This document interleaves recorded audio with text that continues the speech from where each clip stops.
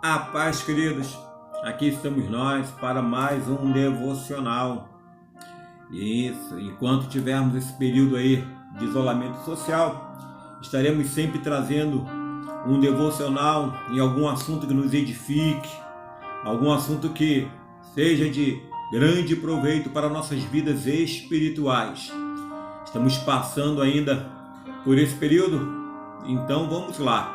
Mas antes de começarmos, se você estiver assistindo aí pelo YouTube, não esqueça, se você ainda não fez, de se inscrever no meu canal.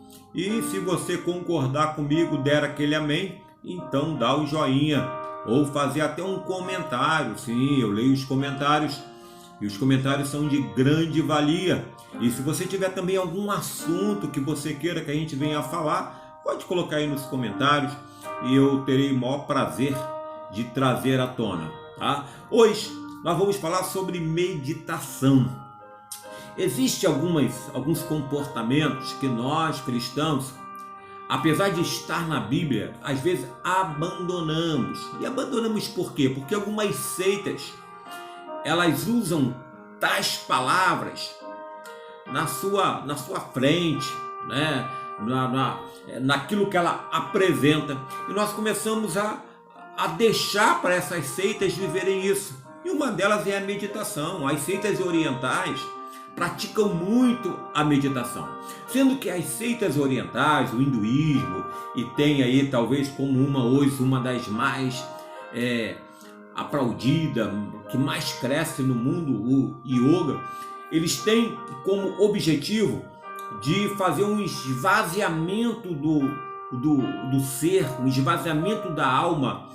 E nesse esvaziamento da alma nós entendemos que há uma aproximação de espíritos, porque a ideia dessas seitas é fazer com que o homem não se chegue até Deus, mas que ele possa colocar o Deus que ele é para fora e ele chegar ao nível de Deus. Lembra toda aquela história lá do Éden, quando o diabo propôs, né, aos primeiros homens que eles chegassem ao mesmo nível de Deus? Então essas seitas vão partir, tá? Desse fim para poder trabalhar aí através da meditação. Mas a Bíblia Sagrada também nos fala na meditação e nos ensina a meditar, nos recomenda meditar. Lembra-se de Josué, quando assumiu lá o comando da nação de Israel, Deus disse para ele, medita nessa palavra dia e noite, né? Medita nela. Então nós temos que ver o que é meditar para a gente. Primeiro, o seguinte: meditar não é ler a Bíblia, não. Ler a Bíblia é diferente. Você pode ler um texto aleatoriamente, alguma coisa que te chame atenção, alguma coisa que você ouviu, e você vai lá e vai ler sobre aquilo. Meditar também não é simplesmente estudar. O estudar a Bíblia, tanto ler como estudar, é importante. Você vai estudar, você vai escolher um assunto para estudar, um tema para estudar, você vai estudar aquele tema, ou você vai escolher um livro e aí você vai ver quem é o autor daquele livro, o porquê que aquele autor escreveu, para quem que ele escreveu, qual era o contexto da sua época. Enfim, isso daí seria estudar a Bíblia Sagrada. Agora, meditar, ela tem uma finalidade totalmente diferente. Então eu vou passar aqui para você alguns passos importantes para meditação. Primeiro, ore a Deus.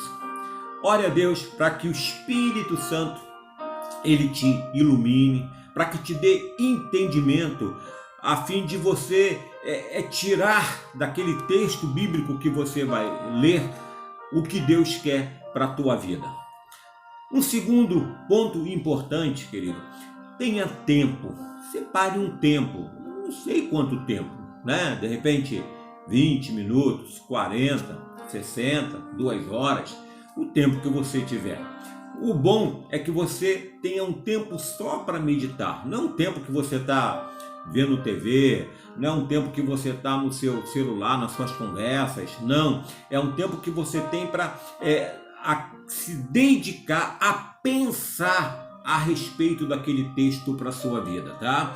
É um tempo que você tem para poder ver aonde ele vai se encaixar. Então você tem que ter um tempo para meditar.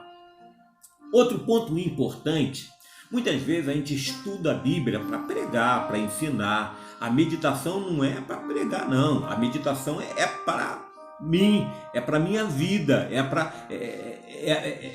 seria eu trazer para o meu dia a dia o que aquele texto bíblico vai colocar para mim, tá? Aqui há um texto bíblico no Salmo de número 1, versículo 1 e 2, que diz: bem-aventurado o varão que não anda segundo o conselho dos ímpios, nem se detém no caminho dos pecadores, nem se assenta na roda dos escarnecedores. Antes tem o seu prazer na lei do Senhor, e na sua lei medita de dia e de noite. Então, eu tenho que buscar o que esse texto bíblico vai trazer para mim, entender, tá? O que é meditar, aplicá-lo na minha vida, tá? Então eu vou de repente aqui perguntar, não é para as pessoas, é para mim mesmo. Será que eu tenho andado segundo o conselho dos ímpios? Será que eu tenho tomado decisões na minha vida profissional, minha vida conjugal, minha vida familiar, segundo o que os ímpios têm me ensinado?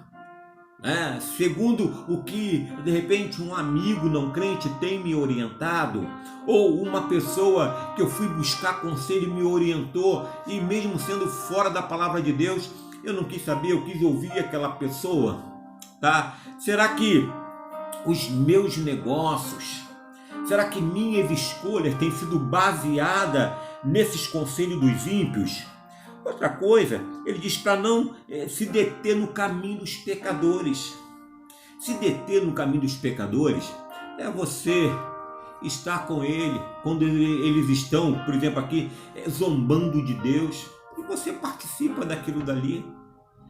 Quando alguém critica Deus, critica o povo de Deus, e você participa disso daí. Nós sabemos que a igreja não é Deus, mas ela é o corpo de Cristo. E muitas vezes hoje na nossa sociedade a igreja é criticada, e às vezes eu sento no meio das pessoas que estão criticando a igreja e eu participo dessa crítica, apresento até algumas situações que eu conheço para servir de escândalo.